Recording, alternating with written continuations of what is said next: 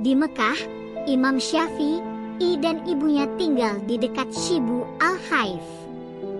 Di sana, meski hidup tanpa suami, sang ibu telah sukses menerjemahkan visi jangka panjang untuk membawa nama harum sang anak ke hadapan Allah Ta'ala. Sekalipun hidup dalam sebatang kara, hal itu tidak menghalangi sang ibu untuk menempatkan anaknya dalam kultur pendidikan agama yang terbaik di Mekah. Sang ibu sadar, ia tidak memiliki banyak uang, namun kecintaannya terhadap Allah dan buah hatinya. Sang ibu meluluhkan hati sang guru untuk rela mengajar Imam Syafi'i meski tanpa bayaran. Sekalipun hidup dalam kemiskinan, kecintaan Imam Syafi'i tak sama sekali membuatnya pantang menyerah dalam mencintai Islam dan menimba ilmu. Beliau sampai harus mengumpulkan pecahan tembikar, potongan kulit, pelepah kurma, dan tulang unta semata-mata demi kecintaannya dalam menulis Islam. Sampai-sampai tempayan-tempayan milik ibunya penuh dengan tulang-tulang, pecahan tembikar, dan pelepah kurma yang telah bertuliskan hadits-hadits Nabi. Hingga pada usia sebelum beranjak ke-15 tahun, Imam Syafi'i menceritakan hasratnya kepada sang ibu yang sangat dikasihinya tentang sebuah keinginan seorang anak untuk menambah ilmu di luar Mekah. Mulanya sang bunda menolak. Berat baginya melepaskan Syafi'i dalam sebuah kondisi di mana beliau berharap kelak Imam Syafi'i tetap berada bersamanya untuk menjaganya di hari tua. Namun demi ketaatan dan kecintaan Syafi'i kepada ibundanya, maka mulanya beliau terpaksa membatalkan keinginannya itu.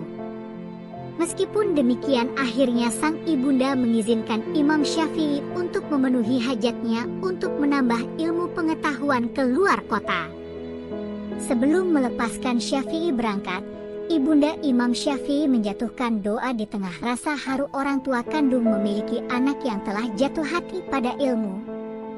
Ya Allah Tuhan yang menguasai seluruh alam, anakku ini akan meninggalkan aku untuk berjalan jauh menuju keridaan-Mu. Aku rela melepaskannya untuk menuntut ilmu pengetahuan peninggalan para nabi-Mu. Oleh karena itu aku bermohon kepadamu ya Allah, permudahkanlah urusannya. Peliharakanlah keselamatannya, panjangkanlah umurnya agar aku dapat melihat sepulangnya nanti dengan dada yang penuh dengan ilmu pengetahuan yang berguna. Amin. Setelah usai berdoa, sang ibu memeluk Syafi'i kecil dengan penuh kasih sayang bersama linangan air mata membanjiri jilbabnya. Ia sangat sedih betapa sang anak akan segera berpisah dengannya. Sambil mengelap air mata dari wajahnya, sang ibu berpesan, "Pergilah anakku, Allah bersamamu. Insya Allah engkau akan menjadi bintang ilmu yang paling gemerlapan di kemudian hari. Pergilah sekarang karena ibu telah rida melepasmu.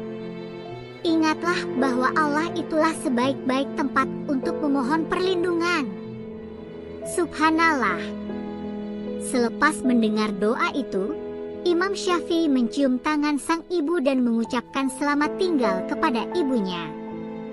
Sambil meninggalkan wanita paling tegar dalam hidupnya itu, Imam Syafi'i melambaikan tangan mengucapkan salam perpisahan. Ia berharap ibundanya senantiasa mendoakan untuk kesejahteraan dan keberhasilannya dalam menuntut ilmu. Imam Syafi'i tak sanggup menahan sedihnya. Ia pergi dengan lelehan air mata membanjiri wajahnya.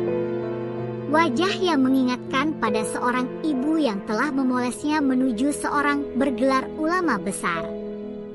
Ya, ulama besar yang akan kenang sampai kiamat menjelang. Itulah peran yang ditopang seorang ibu yang selalu memasrahkan buah hatinya kepada Allah berserta kekuatan tauhid yang menyala-nyala.